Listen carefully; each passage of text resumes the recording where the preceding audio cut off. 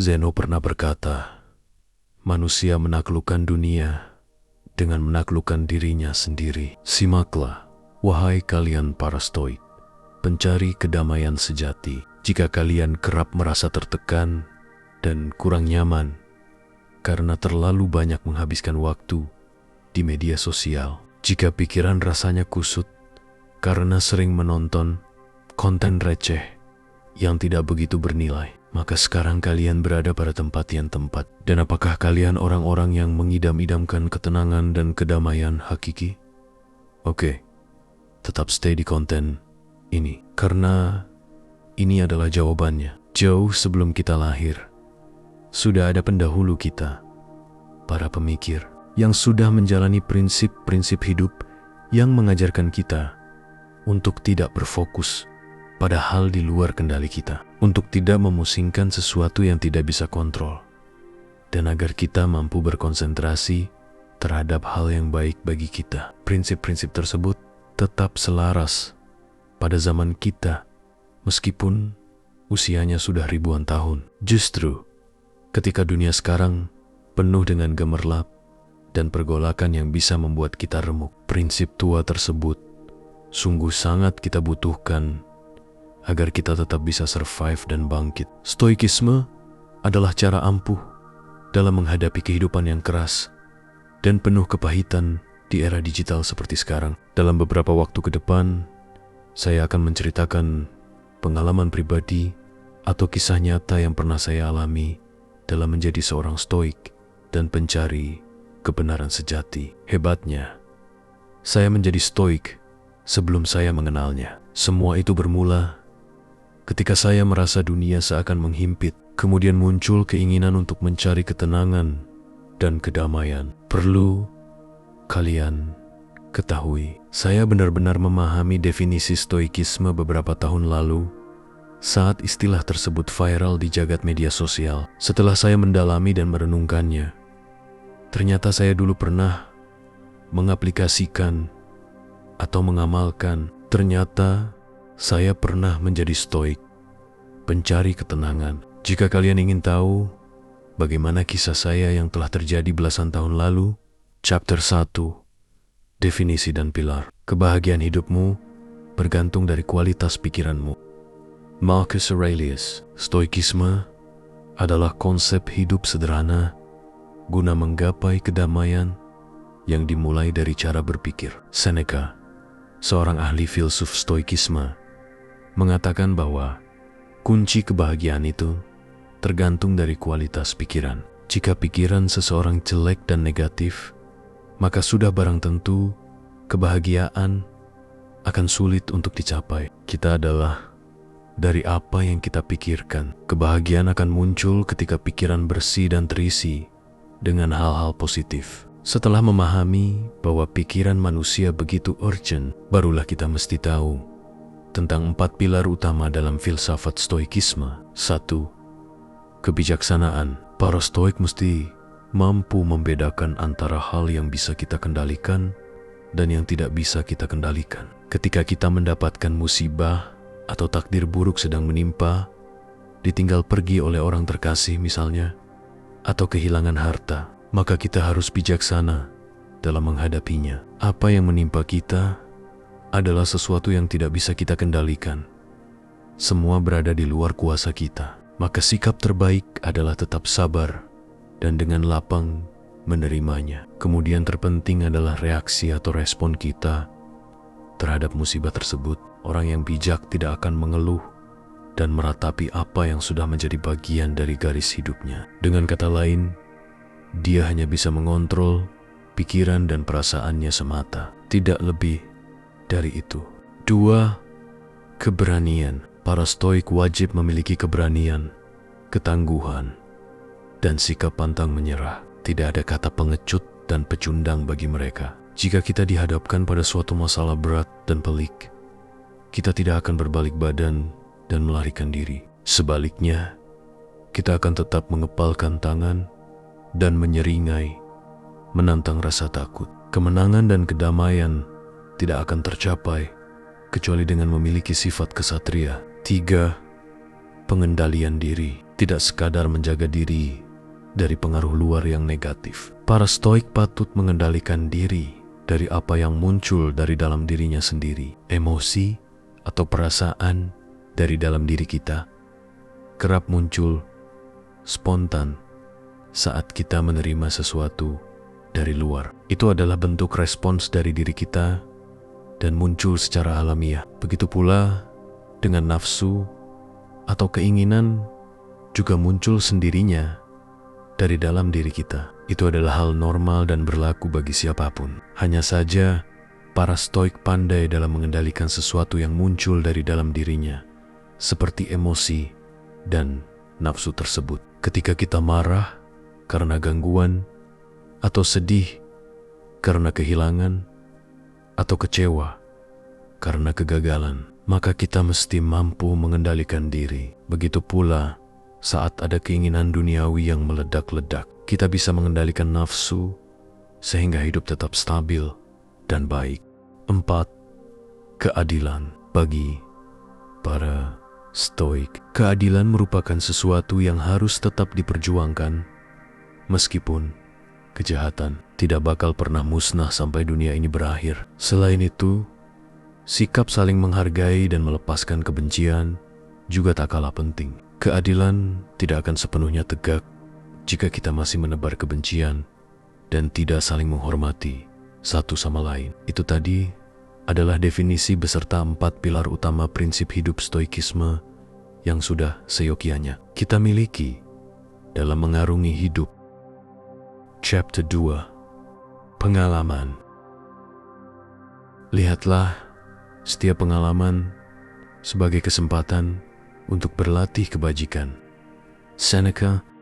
Percaya atau tidak, saya pernah menjalani hidup Stoikisme di saat saya tidak paham apa itu Stoikisme. Jika kalian berpikir dan mengingat pengalaman kalian dan mengaitkannya dengan konsep hidup Stoikisme, mungkin saja sejak dulu kalian sudah menjadi seorang Stoik. Ada hal-hal yang tidak kita pahami, tetapi ternyata kita telah melewatkannya dengan baik. Memang ada perjalanan yang berlalu tanpa kita konsepkan sebelumnya, tanpa kita rencanakan sebelumnya. Meski begitu, kita tidak bisa juga bilang bahwa itu adalah kebetulan semata, karena sampai kapanpun kita akan tetap terikat dengan yang namanya takdir, yang bagi kita itu masih misteri dan tak pernah terbayangkan. Realitanya adalah memanglah begitu. Setelah direnungkan, ternyata setiap mozaik yang mungkin kita anggap biasa saja, setiap pengalaman yang mungkin menurut kita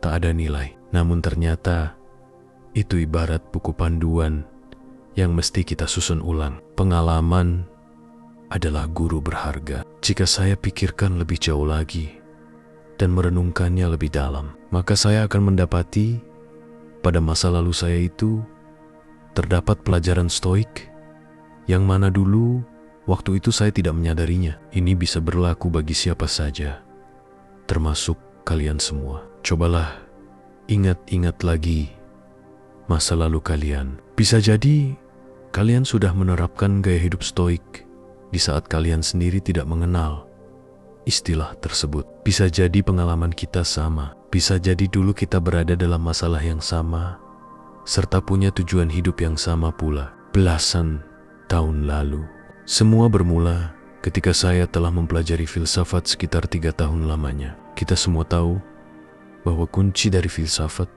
adalah akal. Segala sesuatu mesti diukur berdasarkan akal dan rasionalitas, selain dituntut untuk mencari kebenaran. Waktu itu saya dihimpit berbagai persoalan yang pada akhirnya memaksa saya untuk turut pula mencari kedamaian. Sekitar tahun 2013, teknologi sudah berkembang pesat. Budaya menunduk diam sudah mulai ramai, pamer di media sosial, dan beragam problem lainnya. Meski tidak separah sekarang, tetap saja jika kita tidak bisa mengendalikan diri, kita akan hanyut dalam arus deras dari efek buruk pengaruh zaman. Kebenaran saja tidaklah cukup. Logika bukan satu-satunya prioritas.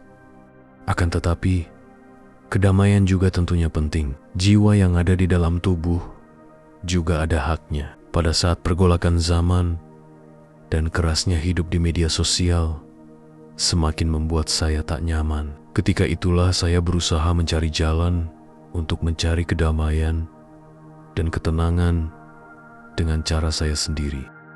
Chapter 3. Kedamaian. Jika sesuatu di luar kendalimu, jangan biarkan itu mengganggu kedamaianmu. Apa yang mengganggu kita bukanlah kejadian, tetapi cara kita menafsirkan kejadian itu. Aurelius, kemajuan teknologi dan canggihnya dalam berkomunikasi di era media sosial adalah sesuatu yang tidak bisa saya kontrol. Di waktu bersamaan, saya tidak begitu nyaman dengan gaya hidup orang modern kala itu.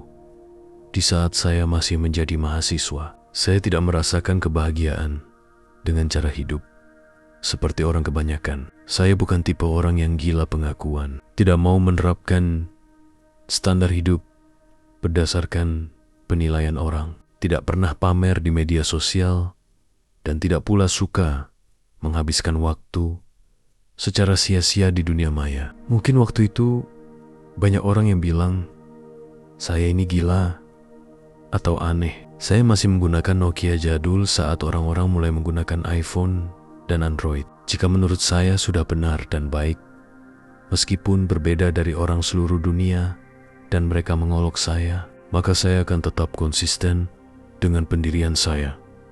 Sampai kapanpun, saya menjauh dari kehidupan maya yang penuh kebohongan, mengurangi aktivitas media sosial, dan lebih banyak menyendiri dengan membaca buku dan berpikir. Risiko besar hidup sebagai milenial adalah tidak bisa menolak tantangan zaman. Saya harus tegar menghadapi perubahan. Kalau belasan tahun lalu kemajuan sudah pesat dan tidak bisa dikontrol, lantas bagaimana di era sekarang? Saat semua orang sudah pada pegang smartphone semua, segala kemajuan ini tidak bisa dihindarkan. Akan tetapi, respons dan sikap kitalah yang menentukan. Nah, jadi pada waktu itu, ketika saya ingin mencari kedamaian sesungguhnya, di saat gejolak pahit internet menyerang, solusi terbaik adalah kontemplasi dan penyucian diri. Ada beberapa konsep hidup stoikisme yang saya terapkan, yang mana pada saat itu saya sangat asing dengan istilah tersebut. Perlu kita ingat lagi adalah bahwa ide yang diambil dan jalan yang ditempuh ini muncul secara alamiah, bukan karena terkonsep sebelumnya. Setelah takdir yang telah terlukis, ini juga adalah bentuk upaya dari saya untuk tetap aksis dan bertahan dalam kehidupan yang pahit, dalam mencari kedamaian sejati.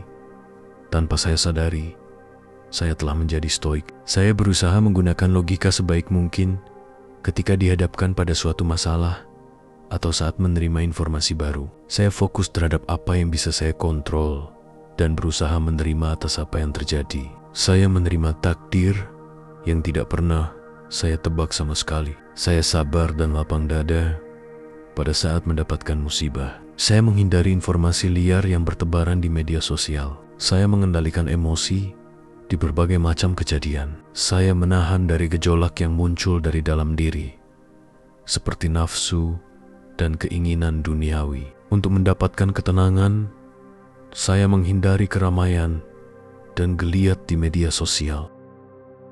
Saya tidak mengharap penilaian dari siapapun. Komentar jelek tidak akan menjatuhkan saya, dan komentar baik tidak akan membuat saya bangga. Sikap cuek saya terhadap sekitar membuat saya tidak begitu peduli saat ada kritikan negatif dan olokan yang saya terima. Ketika ada orang yang berada di atas saja, maka saya tidak iri. Dan ketika ada orang yang di bawah saya, maka saya tidak bangga diri. Menghargai pemikiran dan cita-cita sendiri adalah yang utama bagi saya, ketimbang sibuk mencari kekurangan dan kesalahan orang lain. Saya sibuk menyendiri, membaca buku, dan merefleksikan setiap apa saja yang pernah saya lakukan. Tapi bukan berarti saya tidak punya toleransi. Fokus terhadap diri sendiri bukan berarti egois. Saya tetap menghargai dan memiliki sifat kasih sayang, serta menghargai alam yang dikaruniai Tuhan. Filsafat dengan akalnya dan agama dengan moralnya telah membimbing saya ke arah jalan yang tepat dalam mencari kedamaian hakiki. Ketenangan sejati yang saya dapatkan belasan tahun lalu adalah buah dari konsep hidup stoikisme, yang bahkan saya sendiri merasa asing dengan istilah tersebut. Pada intinya adalah bagi setiap kita yang berusaha mencari ketenangan dan kedamaian dengan cara yang mulia. Itu artinya kita telah menempuh cara hidup para stoik. Lalu, apakah sikap seperti itu masih relevan di zaman sekarang? Chapter 4 diterapkan di zaman sekarang. Saya dan kalian hidup di era dan tempat yang sama. Jadi, sudah barang tentu kita menghadapi permasalahan yang sama pula. Cerita kita tidak akan jauh berbeda, mulai dari masalah finansial, kesehatan mental, dan masa depan yang tak menentu. Setiap hari kita mengkonsumsi konten receh di media sosial, sehingga kita bisa saja terkena dampak brain rot atau kecacatan otak, iri dengan pencapaian orang, minder karena diri ini masih berada di bawah, kecemburuan sosial, rebahan, hilangnya kepercayaan diri, dan beragam persoalan yang kita dapatkan saat kita semua ditakdirkan hidup di era digital dengan segala kemajuannya. Mungkin ada di antara kita yang suka menonton konten joget dan musik, bermain game, musik,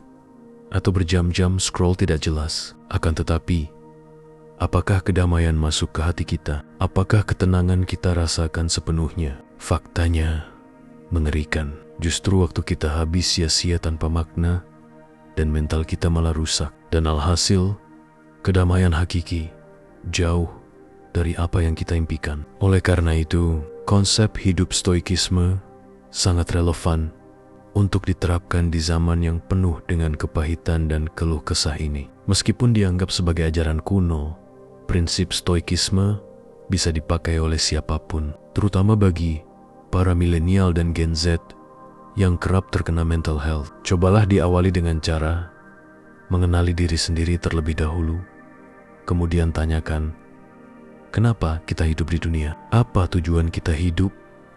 Dan mau ke arah mana? Ketika kita mendapatkan komentar buruk di media sosial, belajarlah untuk sabar dan tidak marah. Ketika melihat status teman yang kita kira untuk kita, jangan merasa tersinggung dan berpikiran negatif. Ketika melihat pencapaian orang di dunia maya, tidak iri, apalagi harus benci. Ketika galau, tidak mesti curhat di media sosial. Ketika kehilangan sesuatu, tidak bersedih dan meratapi. Hidup sederhana dan tenang atas pencapaian diri sendiri tanpa perlu mengharapkan pujian dari orang lain. Menjaga pikiran di saat sendiri dan menjaga ucapan di saat bersama orang lain. Di era teknologi terpenting bagi kita adalah mampu menjaga emosi dan mengendalikan nafsu. Banyak dari anak muda yang kerap terseret arus dikarenakan tak mampu mengontrol dirinya sendiri. Setiap penyakit dan kesusahan pasti ada obatnya. Sekali lagi, kita berada pada era dan tempat yang sama, serta menghadapi masalah yang sama pula. Dan salah satu obat dari masalah dan penyakit tersebut adalah dengan cara menerapkan sejumlah konsep hidup stoikisme yang sudah banyak dijelaskan detail di banyak konten.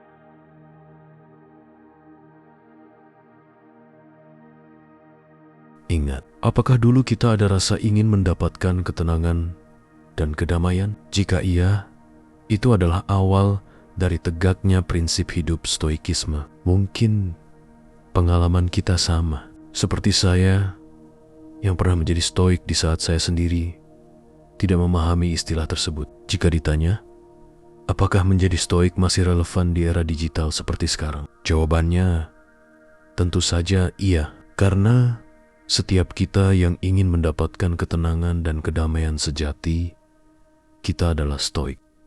Jada, sekian konten kali ini. Sampai jumpa pada konten lainnya. Subscribe dan terima kasih.